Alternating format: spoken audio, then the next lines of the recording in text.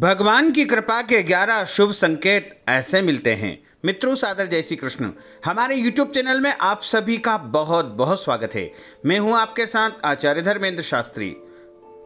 संपूर्ण ब्रह्मांड का, इस त्रिलोकी का, इस सारी सृष्टि का संचालन देवी शक्ति के माध्यम से होता है। चाहे कोई माने या न माने, लेकिन दिन रात और जीवन मृत्यु, दुख सुख, यश अपयश, सब कुछ ईश्वरी सत्ता के हाथ में ही है। जो कुछ भी आज हो रहा है वो संपूर्ण ईश्वर के अधीन है। ईश्वर की मर्जी के बगैर कुछ भी नहीं हो सकता है। कहते हैं कि भगवान की इच्छा के विरुद्ध एक पत्ता भी नहीं हिल सकता है। भगवान यदि चाहे तो राजा को रंक बना सकते हैं और रंक को राजा बना सकते हैं। सब कुछ उनके हाथ में है। इस जीवन की डोर उनके हाथ में है। दुनिया में बहुत से लोग ऐसे हैं जिन्हें उनके जीवन में देवी सहायता प्राप्त होती है और किसी को ज्यादा तो किसी को कम मिलती है। कुछ तो ऐसे हैं जिनको देवी शक्ति विशेष रूप से उनके ऊपर प्रसन्न रहती है और प्रत्येक कार्य उनके देवी शक्ति के माध्यम से होते रहते हैं और स्वयं देवी देवता उनको आकर के प्रेरित करते हैं। देवी शक्ति के माध्यम से ही अच्छे काम संपन्न होते हैं। सवाल ये उठता है कि आम व्यक्ति कैसे पहचाने कि उसकी देवी शक्तियां मदद कर रही है या उसकी पूजा पाठ प्रार्थना का असर हो रहा है, या जो भी वो अच्छे कर्म कर रहा है, पुण्य कर्म कर रहा है, उसमें देवी शक्ति का विशेष योगदान उसे प्राप्त हो रहा है या नहीं हो रहा है, या जो जीवन में इस संसार में उसने पुण्य अर्जित किए हैं उनका अच्छा परिणाम उसे कैसे प्राप्त हो या हो सकता है या नहीं हो सकता है। इन सब बातों को कैसे महसूस करें, इन्हीं बातों को लेकर के कुछ शुभ संकेत हमारे धर्म ग्रंथों में बताए गए हैं। इन संकेतों को हम आपको बताने जा रहे हैं। हमारे इस ज्ञानवर्धक वीडियो को अंत तक जरूर देखिएगा और अधिक से अधिक लोगों को शेयर भी करिएगा। साथ ही यदि आपने अभी तक आपके और हमारे YouTube चैनल को सब्सक्राइब नहीं किया है तो अभी और इसी समय सब्सक्राइब कर लीजिए, ताकि इसी प्रकार की ज्ञानवर्धक वीडियो आपको निरंतर सबसे पहले प्राप्त होती रहेगी। सबसे पहला जो संकेत होगा वो होगा अच्छा चरित्र। हमारे धर्म ग्रंथ और शास्त्र कहते हैं कि देवी शक्तियां सिर्फ उसकी ही मदद करती है जो दूसरों के सुख और दुख को समझता है, जो बुराइयों से दूर रहता है, जो नकारात्मक विचारों से दूर रहता है, जो नियमित अपने इष्ट की आराधना करता है, या जो पुण्य के काम में लगा हुआ है। यदि आप समझते हैं कि मैं ऐसा ही हूं तो निश्चित ही देवी शक्तियां आपकी मदद कर रही है। जो चरित्रवान होगा, अच्छा चरित्र जिसका होगा, अच्छे मार्ग पर चलने वाला व्यक्ति होगा, देवी शक्ति उसकी ही मदद कर रही है। आपको बस थोड़ा सा इस बात पर ध्यान देने की आवश्यकता है कि आप अच्छे मार्ग पर हैं और आपको ऊपरी शक्तियां देख रही है, आपकी सहायता कर रही है, अदृश्य रूप में आपके साथ में खड़ी हुई है। भगवान स्वयं तो नहीं आते हैं, लेकिन किसी न किसी व्यक्ति को मदद करने के लिए भेज ही देते हैं और वो व्यक्ति स्वयं भगवान के रूप में आकर के आपकी सहायता करता है। दूसरा संकेत ब्रह्म मुहूर्त। विद्वान लोग कहते हैं, धर्म शास्त्रों में बताया है कि यदि आपकी नींद प्रतिदिन ब्रह्म मुहूर्त में खुलती हो, यानी रात्रि 3 बजे से 5 बजे के बीच में अचानक आपकी निद्रा खुल जाती है, तो आप समझ जाएं कि देवी शक्तियां आपके साथ है, क्योंकि यही वह समय होता है जबकि देवता लोग जागृत रहते हैं। यदि आप अपने बचपन से लेकर के जवानी तक इस समय के बीच में उठते रहे तो समझ जाएं कि देवी शक्तियां आपके माध्यम से कुछ करवाना चाहती है। वे आपको एक अच्छी आत्मा समझ करके यह संकेत दे रही है कि अब आप उठ जाओ। यह समय सोने के लिए नहीं है, आपको दुनिया में बहुत कुछ करना है। यह भी कहा जाता है कि सत्व गुण प्रधान लोग इस काल में स्वतः ही उठ जाते हैं। आयुर्वेद के अनुसार इस समय बहने वाली वायु को अमृत तुल्य कहा जाता है। यह अमृत वेला कही गई है, इसीलिए इसे ब्रह्म का समय यानी ब्रह्म मुहूर्त कहा जाता है। कहते हैं कि इस काल में दुनिया के मात्र 13% लोगों की ही नींद खुलती है और वे देवी शक्ति के विशेष दूत होते हैं जो इस संसार में कुछ न कुछ विशेष कार्य करने के लिए ही आए हैं। दूसरा संकेत है सपने में देव दर्शन होना।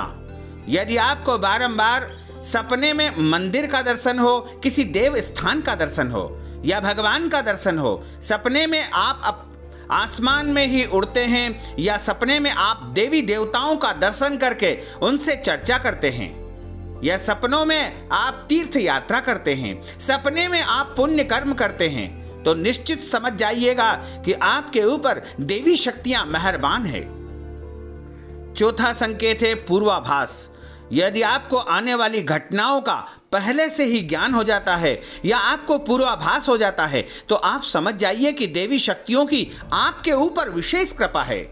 यानी कुछ ऐसा होने वाला है जिसके बारे में आपको पहले से ही ज्ञात हो जाए या अंदरूनी रूप से आपकी आत्मा यह कह दे कि यह काम होने वाला है, तो आप तुरंत समझ जाइएगा कि निश्चित ही देवी शक्ति आपके साथ है और ईश्वर आपको पूर्वाभास करवा रहा है, पहले से ही प्रेरणा दे रहा है।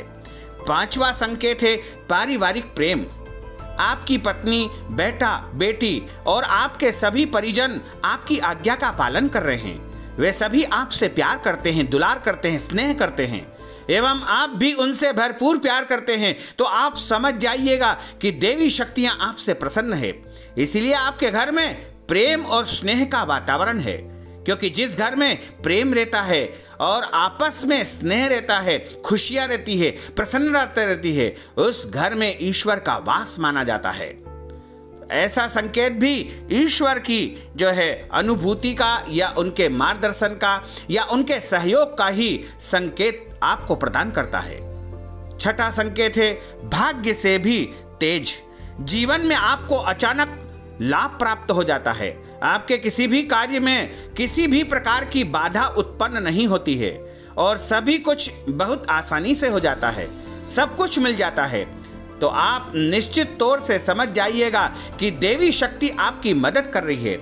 आपके घर में कोई बहुत बड़ा कार्य आप संपन्न कर रहे हैं और वह निर्विघ्न संपन्न हो जाता है, या कोई यात्रा आपके द्वारा हुई और वह निर्विघ्न संपन्न हो गई, या ऐसा कोई काम जो बहुत कठिन था उसको करने के पहले आपके मन में बहुत शंकाएं, कुशंकाएं, डर या भ्रम उत्पन्न हो रहे थे, लेकिन वह कार्य सरलता, सहजता के साथ में संपन्न हो जाता है, तो निश्चित समझिएगा कि देवी शक्ति आपकी मदद कर रही है और वो आपके साथ है। सातवां संकेत है सुगंधित वातावरण का एहसास। यदि कभी कभी आपको यह महसूस होता है कि मेरे आसपास कोई है या आपको बिना किसी कारण के ही आसपास सुगंध आती है और दिव्य जो है सुगंध आपको सदैव प्राप्त होती रहती है, तो आप समझ जाइएगा कि कोई न कोई अलौकिक शक्तियां हैं जो आपके आसपास भ्रमण कर रही है और आपकी मदद के लिए हमेशा तत्पर है। आठवां संकेत है सुहानी हवा। आप पूजा कर रहे हैं, ध्यान कर रहे हैं, साधना कर रहे हैं, आराधना कर रहे हैं, ईश्वर की भक्ति या भजन कर रहे हैं, और यदि आपको लगे कि अचानक सुहानी हवा का एक झोंका आया और या फिर ऐसा लगे कि कोई प्रकाश का एक पुंज आया और शरीर में सिहरन दौड़ने लगी, एकदम कपकपी होने लगी, तो ऐसा पहले कभी नहीं हुआ है, तो समझ जाइएगा कि देवी देवता आपसे प्रसन्न है और उनकी दिव्य अनुभूति आपको प्राप्त हो रही है। उनका आभास आपको हो रहा है कि वो आपके साथ खड़े हैं। देवी शक्ति कह रही है कि बेटा चिंता मत कर, मैं तेरे साथ खड़ा हूं। नौवां संकेत है ठंडी हवा का घेरा। भूमि पर रहते हुए भी कभी कभी आपको यह एहसास होता है कि मेरे आसपास बादल या ठंडी हवा का एक पुंज है जिसने मुझे घेरा हुआ है, तो आप समझ जाइएगा कि अलौकिक या देवी शक्ति ने आपको घेर रखा है। ऐसा अक्सर बहुत ज्यादा ध्यान, साधना, पूजा पाठ, आराधना करने वाले व्यक्ति के साथ ही होता है। और 10वां संकेत है रोशनी का पुंज।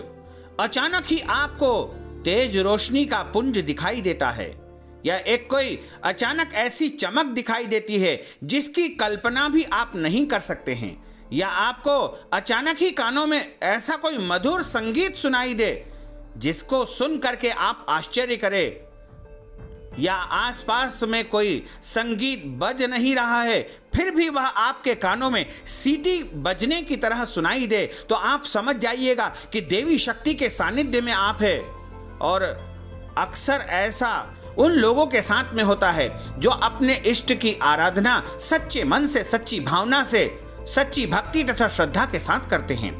निश्चय ही उन लोगों को यह अनुभूति होती रहती है।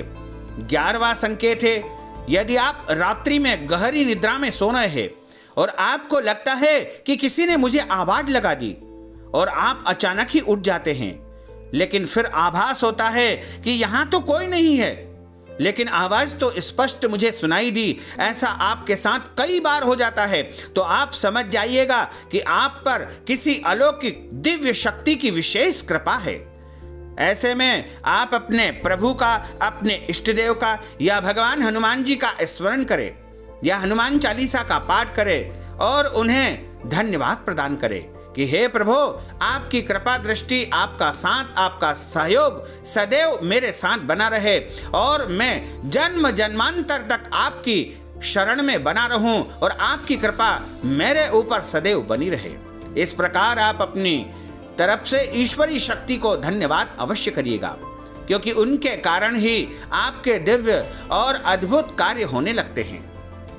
अच्युतं केशवं रामनारायणं कृष्ण दामोदरं वासुदेवं हरे श्रीधरं माधवं गोपिकावल्लभं श्रीजानकी नायकं श्रीरामचन्द्रं भजे जानकी मनोहरं सर्वलोकनायकं श्रीशङ्करादिसेवितं पुण्यनाम कीर्तनं श्रीराम राम राम राम राम नामतायकं रामकृष्ण वासुदेव भक्ति मुक्तिदायकं रामकृष्ण वासुदेव भक्ति मुक्तिदायकं रामकृष्ण वासुदेव भक्ति मुक्तिदायकं रामकृष्ण वासुदेव भक्ति मुक्तिदायकं रामकृष्ण वासुदेव भक्ति मुक्तिदायकं रामकृष्ण वासुदेव भक्ति मुक्तिदायकं।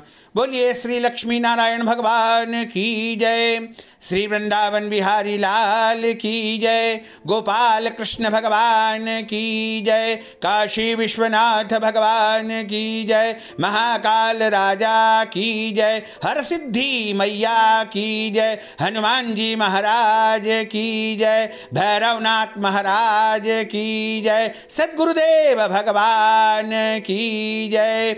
नमः पार्वती पतये हर हर महादेव हर। भक्तजनों, हमने जो ज्ञानवर्धक जानकारी आपको प्रदान की है उसको आप अधिक से अधिक लोगों को शेयर करिएगा और कमेंट बॉक्स में प्रभु का नाम अवश्य लिख दीजिएगा। साथ ही इस वीडियो को अधिक से अधिक लाइक करिएगा और यदि अभी तक आपने सब्सक्राइब नहीं किया है तो अभी और इसी समय सब्सक्राइब अवश्य कर लीजिए। आपको और आपके पूरे परिवार को सादर जय श्री कृष्ण, सादर धन्यवाद।